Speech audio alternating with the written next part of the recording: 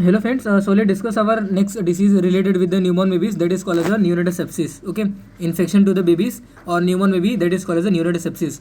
Septicemia means there is an infection in the blood. Emia means there is a blood. Okay, so there is a more chances of having an infection to the baby if we not taking care or of handling to the babies or not caring their cord clamping. So that's why having a much more chances of having a, you can say, infection to the newborn baby. So neonatal sepsis is a syndrome characterized by a systematic and symptoms of infection along with that bacteremia in the first month of life. Okay, we have a two type of neonatal sepsis. Ultimately sepsis means, neonatal sepsis means just, you can say, having infection to the newborn baby as the baby get delivered, as the baby enter into the extrauterine life of extrauterine life, then definitely there is a much more chances of having infection to the newborn baby, that is called as the neonatal sepsis. Now depending on the time period when it developed the infection, we have divided the early and late neonatal sepsis. So उसके जो etiological जो factors हैं ये अलग अलग होते हैं और मैनेजमेंट जो है वो भी अलग अलग होता है. तो depending on the types we have a different etiological factor and along with that management as well. So disease characterized by signs and symptoms of the systematic infection along with that bacteremia in the first month of life, that is called as our neonatal sepsis.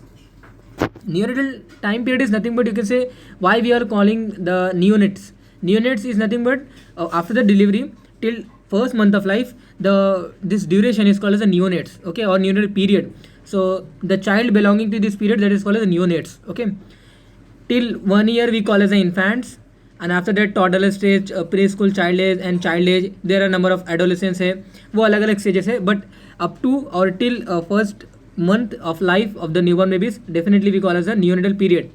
So इस particular first month of life में ही वो जो particular infection हो रहा है baby को, that is called as a neonatal sepsis. Okay, तो proper meaning जो words होते हैं definitely if we read the any context with the meaning, definitely वो इजीली बाय हार्ट हो जाते हैं और प्रॉपर मीनिंग हमें गेन हो जाता है. तो प्रॉपर रिसर्चिटेशन और care of newborn in NICU, neonatal intensive care unit, with proper antiseptic environment should be done. If it not done then the sepsis may develop. Okay, the proper resuscitation, if baby needs neonatal resuscitation, then it should be provided with a proper care, proper handling, you can say, or you can say a proper maintaining of antiseptic environment, that should be done, because, or you can say that may lead a kind of sepsis. So ward should be clean, equipment should be sterilized, equipment should be autoclave, that should be antiseptic and disinfectants. Okay, then one pediatric before the second stage of labor should be present in the delivery room. You all know that different stages of labor during the delivery process. So depending on the या फिर you can say during the delivery there is a अलग अलग stages होता है, first stage of labor, second stage of labor. So that is written here कि during the delivery time one pediatrician should be there. Why it should be there? Because as soon as baby get delivered, neonatal resuscitation देना है तो उसको कैसे उसकी handling करना है, कैसे उसको केयरिंग करना है, that should know by our kind of, you can say, a pediatrician. And that's why during the delivery the one pediatrician should be there. Okay, the one pediatrician before the second stage of labor should be present in the delivery room. Classify into the two type, that is called as early and late neonatal sepsis. So etiological factor are very, ये देखिए, general infection is acquired through the two primary route, trans cervically, okay, trans cervically, or the second is way is nothing but our transplacental. So infection before the delivery, that is called as a transplacental infection. Okay, and trans cervically during the delivery जो भी कुछ infection baby को हो रहा है, that is called as a infection acquired by the cervico-vaginal route. तो female के या फिर जो मदर है जो डिलीवर बेबी को जो डिलीवर कर रही है, या फिर बेबी जो लेडी अभी लेबर स्टेजेस में है, अगर उसको कोई सर्वाइको या फिर वजाइनल इन्फेक्शन है तो definitely during the passage of this baby through the vaginal canal, definitely वो जो इन्फेक्शन है वो अलॉन्ग विद दैट बेबी आता है. तो बेबी को इन्फेक्शन के चांसेस रहते हैं through transcervically infection acquired by cervicovaginal route, and that's why we changes the route of, you can say, of a delivery. We opt for a LSCS. Okay, LSCS, lower segment cesarean section, by preventing this kind of infection. Transplacentally भी infection body में baby के body में जा सकते हैं. Bacterial infection gain access to the fetal bloodstream transplacental via the chorionic villi. So let's see the early onset of neonatal sepsis, or you can say early neonatal sepsis. तो early onset of sepsis is up to 72 hour of up to 48 to 72 hour after the birth. तो what if baby get infected between the you can say till 72 hour or within 72 hour after the delivery or after the birth, definitely that is called as our early onset of neonatal sepsis. There are number of causes are there. Infection caused by an organism prevalent in the female genital tract, as I said कि through trans सर्वाइकली जो baby delivered हो रहा है through vaginal canal. अगर vaginal canal में vaginosis है और कैसे वजाइनल ड्राइनेस के जैसे कोई इन्फेक्शन है, या फिर सर्विक्स रीजन में कोई इन्फेक्शन है, cervix you can say cervicitis है, वजाइनाइटिस है, there number of Bartholin glands abscess होता है, there number of vulval infection are there. So during the passage of the baby or during the delivery through the vaginal canal, if female or if lady has any kind of infection or vaginal infection or cervix infection, definitely this infection during the passage it will affect to the baby. Okay, so infection caused by an organism prevalent in the female genital tract. Perinatal risk factor देखिए, onset of preterm labor है. Perinatal period means from the 22nd weeks of the gestation period till the 7th day of the you can से life और babies life. तो ये जो period है इनको हम क्या बोलेंगे, पेरिनेटल पीरियड बोलेंगे. तो इनमें जो रिस्क फैक्टर होता है onset of preterm labour, prolong rupture of membrane, presence of chorioamnionitis, okay, then multiple per vaginal examination and due to the prolong labour as well. So multiple per vaginal examination that should be prevent because again and again we are examine the lady कि rupture जो particularly जो foetus है उसका membrane जो है foetal membrane है वो rupture हुआ या नहीं हुआ है. Again and again we are examine to rule out any infection और नॉट. ओके, तो that's why by repeated per vaginal examination there is may chances कि जो इन्फेक्शन होते हैं वो बेबी के पास जा सकता है. Okay, due to the prolong labour also you can say atonicity of the uterus हो जाती है और बेबी को वहाँ पे इन्फेक्शन के बहुत सारे चांसेस होते हैं. तो prolong labour should be prevented by the episiotomy और बाय पुटिंग ऑक्सीटोसिन और पिटोसिन इंजेक्शन वगैरह. ओके, तो प्रोलॉन्ग लेबर और बहुत ही you can say obstructed labour है या फिर प्रोलॉन्ग लेबर है जिसकी वजह से क्या होता है कि कंटिन्यू कॉन्ट्रैक्शन होता है यूट्रस का but baby still not passes through the vaginal canal. That is called the prolong labour. बहुत ही देर से वो पर्टिकुलर डिलीवरी ऑन गोइंग है but baby is not delivering और baby is not delivered. Then late neonatal sepsis के causes देखिए, onset of neonatal sepsis after the 72 of delivery, that is called as hour late neonatal sepsis. So cause by an organism thriving in external environment bye home और hospital. प्रीडिस्पोजिंग factor देखिए, low birth weight baby है, definitely उसको after 72 our या फिर after 3 day definitely उसको कुछ ना कुछ प्रॉब्लम आएगा ही आएगा. लैक ऑफ ब्रेस्ट फीडिंग है. ओके, देयर मे चांसेस की लैक ऑफ ब्रेस्ट फीडिंग यानी कि मदर जो है she is not aware to feed the how to feed and you can say when to feed after the delivery और after the baby get delivered. So that's why lack of breast feeding is get more chances to develop a kind of infection to the newborn baby. Poor cord care, proper clamping is not done or you can say proper caring of the cord is not done, definitely it will cause the baby, okay, it will harm to the baby. Superficial infection and disruption of the skin integrity with the needle pricks and use of IV fluids. Okay, we should not give IV fluid to the newborn baby or we should not prick the baby with needle. So that's why there is much more chances of having infection or having entry to the this external environment infection into the newborn baby, because newborn baby is that is not aware with the external environment as we are aware. Okay, and that's why immune system of baby is not that much developed.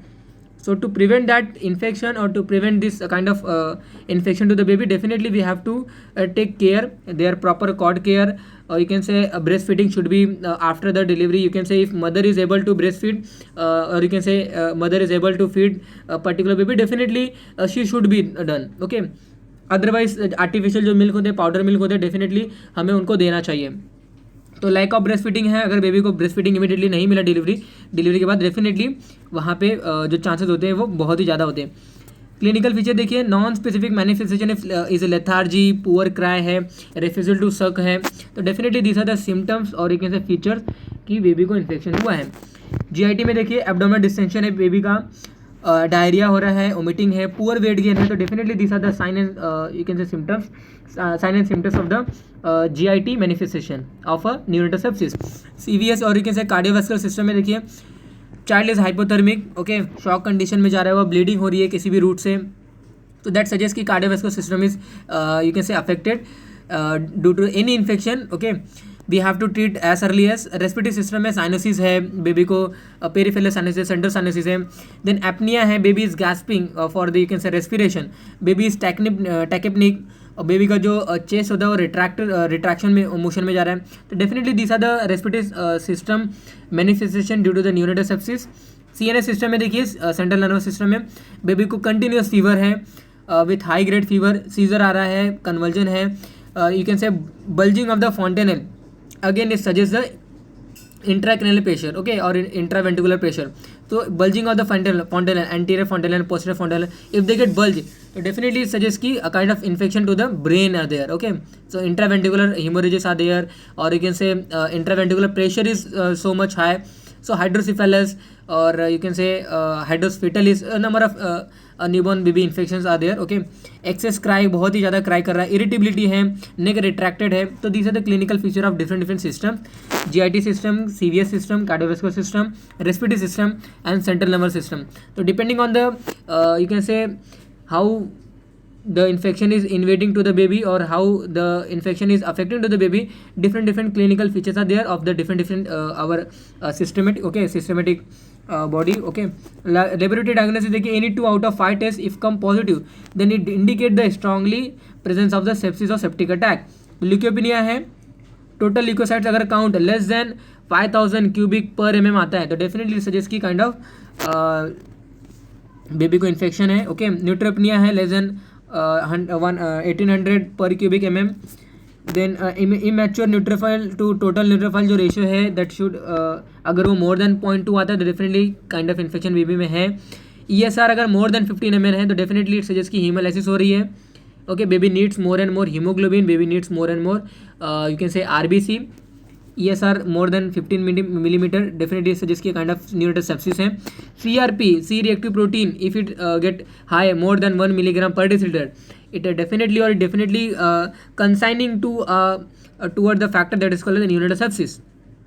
so in our daily practices as well, अगर you can say adult में भी अगर कोई infection रहता है, so we have a kind of HGOT test, we have a HGPT test and directly we jump to the CRP test। अगर CRP भी अगर कोई adult का more than 10 मिलीग्राम पर डेसीलीटर अगर आता है तो डेफिनेटली उस पर्टिकुलर बंदे को या फिर एडल्ट जो पर्सन है उसको इन्फेक्शन है, and directly we go to the antibiotic.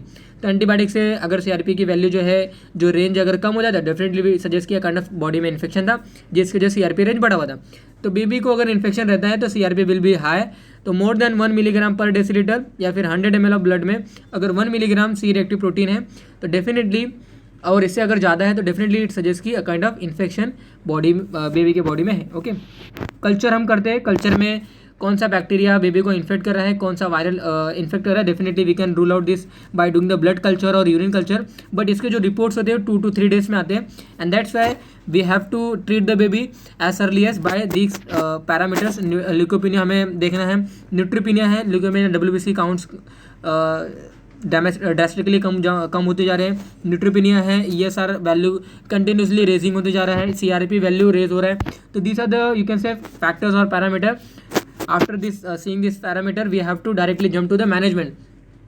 I am not telling कि कल्चर नहीं करना है, culture we have to perform to rule out the which bacteria infecting the baby, definitely ये करना है, but we can't wait for the culture report, okay. So that's why after seeing this parameter we have to manage the baby. Then serum IgM जो antibody रहेगा, serum fibrinogen, ये सभी body में कम होते जाते हैं। अदर इन्वेस्टिगेशन एक्सरे देखना है in case of pneumonia, blood gas देखना है हमें, आर्टियल ब्लड गैसेस हमें देखना है, ABG देखना है to detect the acidosis. Baby के ब्लड में कार्बन डाइऑक्साइड अगर ज़्यादा हो रहा है या फिर बेबी को ऑक्सीजन नहीं मिल पा रहा है प्रॉपर क्वांटिटी में, definitely to rule out that we have to do a arterial blood gases और ABG टेस्ट, जो कि यू ऑल नो दैट कि ABG के लिए ब्लड सैंपल हम आर्टरी से कलेक्ट करते हैं, वेन से हम नहीं कलेक्ट करते हैं, ओके। ब्लड शुगर बेबी का कलेक्ट करना है, हाइपरग्लाइसीमिया या फिर हाइपोग्लाइसीमिक है, और you can say blood urea हमें फाइंड आउट करना है to rule out the kidney failure और you can say renal acute renal diseases as well. तो ब्लड यूरिया क्रिएटिनिन अगर इसकी लेवल अगर बॉडी में बढ़ता है, बेबी की अगर बॉडी में इसका लेवल अगर बढ़ता है more than the normal range, definitely it suggest की काइंड ऑफ इन्फेक्शन बॉडी में है, और इट सजेस्ट की जो this infection affecting to the you can say urinary system, this infection affecting to the circulatory system, this infection affecting to the GIT system.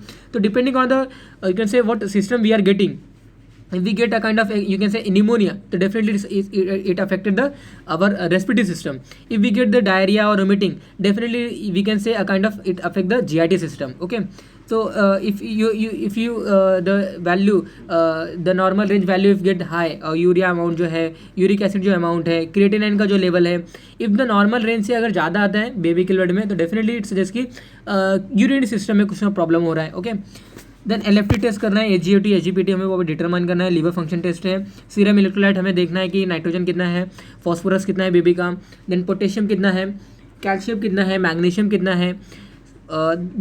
तो these are the you can say electrolytes which we have to rule out the with the normal range. Serum electrolyte हमें patient को देना है. how we will do the management. तो antibiotic के through हम management करते हैं बेबी को. स्टार्ट विद पेनिसिलिन और cephalosporin with the aminoglycosides. Okay, example देखिए, एम्पेसिलिन और जेंटामाइसिन और अमाइकेसिन, हमें ये दोनों कॉम्बिनेशन में बेबी को स्टार्ट करना है with the proper dose. If ampicillin resistant, choice is other penicillin. Okay, then ये देखिए क्लॉक्सिसिलिन और with cephalosporin we have to, because जो नॉर्मली जो इन्फेक्शन बेबी को इन्फेक्ट करने वाले थे, नॉर्मली दे आर जो सिफेलोकोकस जो हमारे रहते हैं, और यू से जो स्ट्रेप्टोकोकस है, स्टैफिलोकोकस है, these are the positive bacteria which normally affected to the babies. Okay, and these are the created और you can say treated by this penicillin. So we have to start with the penicillin. So cefazolin and aminoglycoside or gentamicin or amikacin we have to add with the cefazolin. If even this combination may be inadequate because of the resistance, in this situation third generation cephalosporin we have to give to the baby with the aminoglycoside. You can say gentamicin और amikacin के साथ हमें केफ्ट्रैक्सोन को देना है. और definitely इसके बाद जो बेबी होगा, जो सिम्टम्स हैं, जो क्लिनिकल फीचर्स हैं, जो अलग अलग जो सिस्टम है, GIT सिस्टम है, कार्डियोवैस्कुलर सिस्टम है, रेस्पिरेटरी सिस्टम है, या फिर CNS जो सिस्टम है, सेंट्रल नर्वस सिस्टम अगर अफेक्टेड हो रहा है, सीजर आ रहा है, यू कैन से इरिटेबिलिटी है, पुअर फीडिंग है, रेफ्यूजल टू फीडिंग है, तो definitely you can say a kind of जो these are the symptoms may will be reduce. Okay, so that is all about our neonatal sepsis. You can say infection to the newborn baby, that is called as neonatal sepsis. Late or early onset of these are the sepsis depending on the time period when it is started. So after the delivery, as from the you can say birth to the 72 hour अगर कोई infection आता है, that is called the early phase of the neonatal sepsis. And after the 72 hour अगर baby को कोई infection आता है till 1 month, that is called as the late onset of neonatal sepsis or late neonatal sepsis. Okay, तो depending on the different etiological factor, if trans-cervically अगर कोई infection baby को जाता है through the vaginal passage, definitely ये early onset of जो sepsis है, इसका ये इटियोलॉजिकल फैक्टर होगा. मैनेजमेंट डायरेक्टली पेनिसिलिन से स्टार्ट करना है, penicillin with aminoglycoside. Then we have to change the penicillin if get resistant. Okay, penicillin with again aminoglycoside. If it again resistant, definitely we have to jump to the you can say a kind of, अभी just मैंने बताया आपको कि kind of third generation of cephalosporin group of antibiotic plus aminoglycoside. Okay, तो aminoglycoside में जेंटामिसिन है, अमिकेसिन है. Normally ये हमारे नेगेटिव जो बैक्टीरिया होते हैं उनको वही उनके ऊपर वो यू कैन से ट्रीट करने के लिए रहते हैं. मतलब पॉजिटिव बैक्टीरिया जो रहते हैं ये हमारे क्या पता है कि ये ब्रॉड स्पेक्ट्रम एंटीबायोटिक है. ब्रॉड स्पेक्ट्रम एंटीबायोटिक मतलब पॉजिटिव है, ग्राम पॉजिटिव बैक्टीरिया फिर ग्राम नेगेटिव है, दोनों बैक्टीरिया को ही किल करते हैं. So that's why we have to give a combination of broad spectrum antibiotic with you can say negative जो बैक्टीरिया, मेनली जो नेगेटिव बैक्टीरिया को किल करने वाला हमारा अमाइनोग्लाइकोसाइड, उसको हमें कंबाइन करके बेबी को विथ प्रॉपर डोज हमें देना है. Definitely baby will resolve after the using this kind of management. So that is all about our neonatal sepsis.